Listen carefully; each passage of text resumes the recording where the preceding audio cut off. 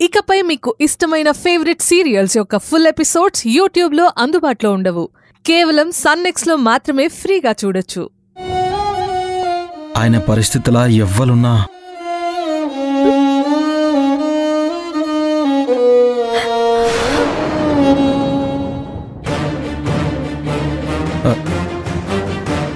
Hello hello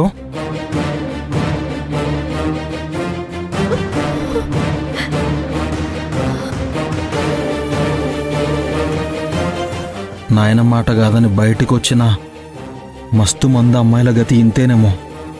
చూడు ఏంది పెద్దయ్యా? రేయ్, పొద్దున్నే ఎంత తాగినవురా? ఎంత లేపినా లేవలేదు. ఏమైంది?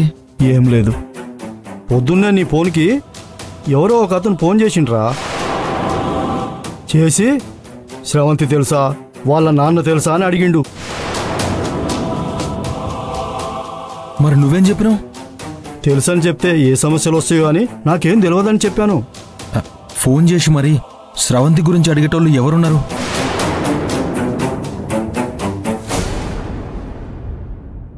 ఒకవేళ వాళ్ళ నాయనేమన్నా మనసు మారి ఫోన్ చేసిండా? గట్లయితే మంచిదే. ఏది ఆ నంబర్ చూపించు. ఇటీ రేయ్, ఇగో గీ నెంబర్ నుంచే వచ్చింది.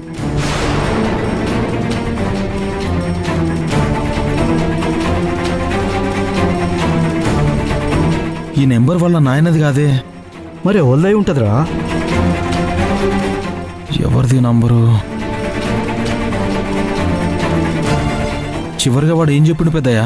అనుకోకుండా వచ్చిందని ఫోన్ పెట్టేసిండ్రా. పోనీ నువ్వే ఈ నెంబర్కి ఫోన్ చేసి కనుక్కోవచ్చు కదరా. గట్లయితే ఆ అమ్మాయికి నేనే హెల్ప్ చేస్తున్నట్టు చెప్పినట్టు అవుతుంది. గడు ఏం చేస్తాడో చూద్దాం పెద్దయ్యా.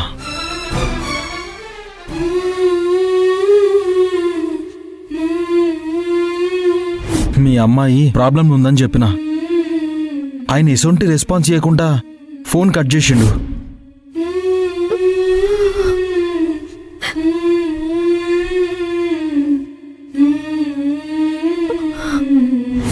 మీ నాయన మీ మీద చాలా కోపంగా ఉన్నట్టున్నాడు.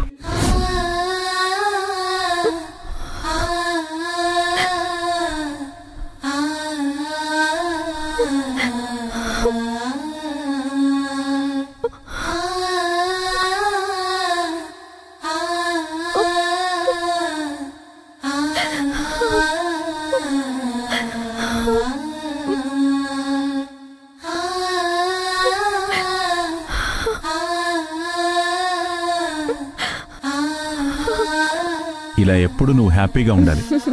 Thank you daddy, thank you. నన్నెప్పుడు హ్యాపీగా ఉంచేది నువ్వు మాత్రమే.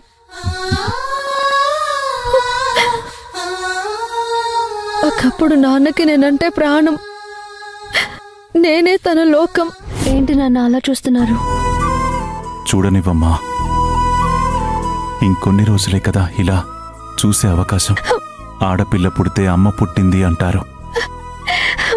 ఆ కూతురికి పెళ్లి చేసి పంపించేస్తుంటే అమ్మే వెళ్ళిపోతుందా అన్నంత బెంగ. నేనంటే అంత ఇష్టపడే నాన్న ఈరోజు నేను కష్టాల్లో ఉన్నానంటే పట్టించుకోకుండా ఫోన్ కట్ చేశారు. నాన్న నేను అసలు ఎంత బాధ పెట్టుంటాను, నన్నెంతగా అసహించుకుంటున్నారు. నాన్నకి జరిగిన బాధకి నా మొహం ఎలా చూపించుకోగలను? ప్రతి అమ్మాయి జీవితంలో 3 మగాళ్ళుంటారు అంటారు.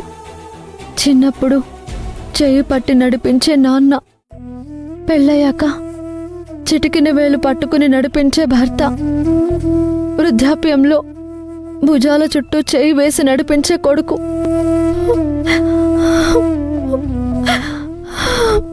నేను పెళ్లి విషయంలో రాంగ్ సెలెక్షన్ చేసుకున్నాను. తప్పుదారిలో ముందుకు నడిచాను. ఇప్పుడు వెనక్కి వెళ్దామంటే దారులన్నీ మూసుకుపోయాయి. ఇక నేను చేయగలిగిందేమీ లేదు. నాన్న నన్ను రానివ్వరు. ఇప్పుడు నేనేం చేయాలి?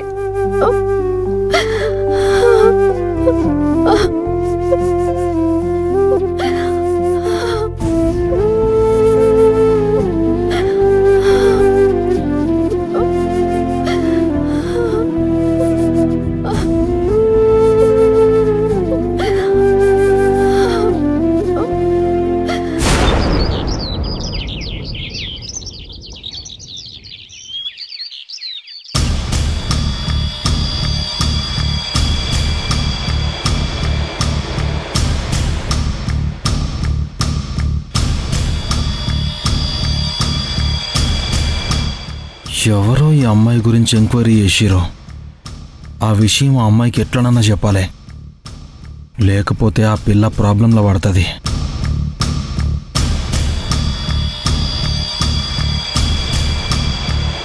ఎట్లయినా సరే ఆ అమ్మాయిని ఆ నుంచి తప్పించాలి. ఇంతకీ ఫోన్ చేసిన జాదుగాడు ఎవడై ఉంటాడు?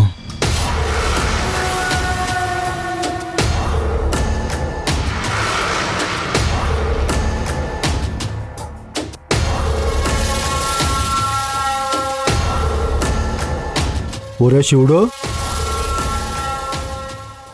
ఏమైందిరా? ఎందుకు అట్టున్నావు? ఆ అమ్మాయి నుంచి ఇంకా ఫోన్ రాలేదు పెద్దయ్య. తను ఎట్లున్నదో ఏమో.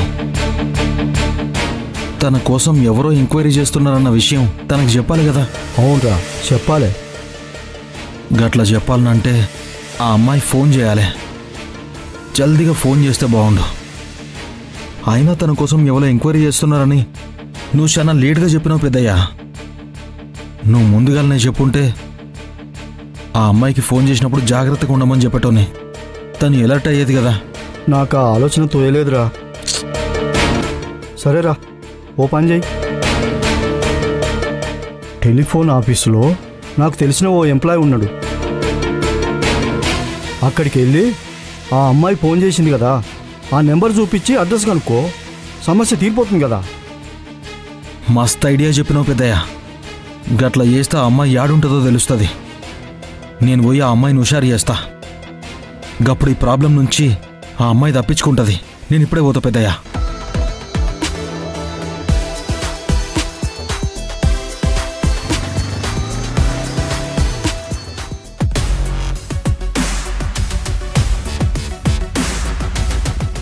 మీకు శ్రవంతి తెలుసా?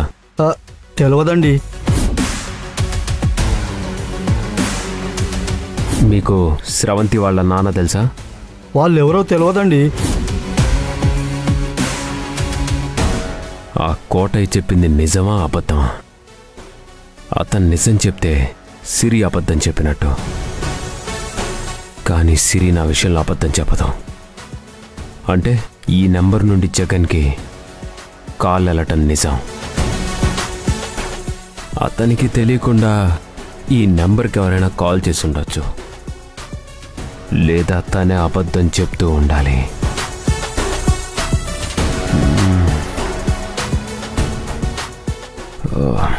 ఆఫీస్కి వెళ్తే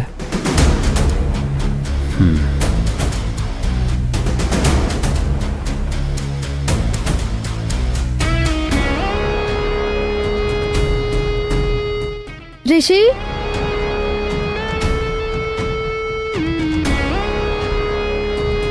ఎక్కడికి వెళ్తున్నావు? అర్జెంట్ పని ఉంది, సిటీ దాకా వెళ్ళొస్తాను. అయితే పద, నేను కూడా వస్తాను. ఎక్కడికి? కొంచెం షాపింగ్ చేసుకోవాలి రిషి, పద వెళ్దాం. ఇది వచ్చిందంటే నేను అనుకున్న పని చేయటం కుదరదు. నీకేం కావాలో చెప్పు శ్రవంతి, నేను వస్తూ తీసుకొస్తాను. కొన్ని లేడీస్ మాత్రమే సెలెక్ట్ చేసుకునే ఐటమ్స్ ఉన్నాయి. నన్ను తీసుకెళ్లడం నీకు ఇష్టం లేకపోతే నువ్వు వెళ్ళి రిషి, పర్వాలేదు. అలా ఏం లేదు శ్రవంతి, వేరే పని మీద వెళ్తున్నాను. అక్కడికి నేను తీసుకెళ్ళడం కుదరదు, మనం తర్వాత వెళ్దాంలే. సరే రిషి.